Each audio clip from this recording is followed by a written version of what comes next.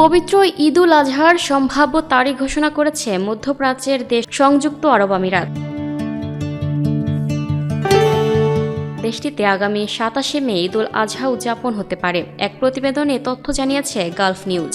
জ্যোতির্বিজ্ঞানের বর্তমান হিসাব অনুযায়ী আগামী 26 মে মঙ্গলবার পবিত্র আরাফাত দিবস পালিত হওয়ার সম্ভাবনা রয়েছে। সেই হিসেবে পরদিন 27 মে বুধবার দেশটিতে ঈদুল আজহা পালিত হবে। আমিরাতে ঈদুল আজহা উপলক্ষে 27 মে বুধবার থেকে 29 মে শুক্রবার পর্যন্ত ছুটি থাকবে। এর সঙ্গে সাপ্তাহিক ছুটি যোগ হলে আমিরাতের বাসিন্দারা টানা 6 দিনের এক দীর্ঘ ছুটি উপভোগ করতে পারবেন। তবে ঈদুল আজহা ও প্রতিটি ধর্মীয় উৎসবের নির্দিষ্ট তারিখ নির্ভর করছে চাঁদ দেখার উপর। চাঁদ দেখা সাপেক্ষে এই তারিখগুলোতে পরিবর্তন আসতে পারে।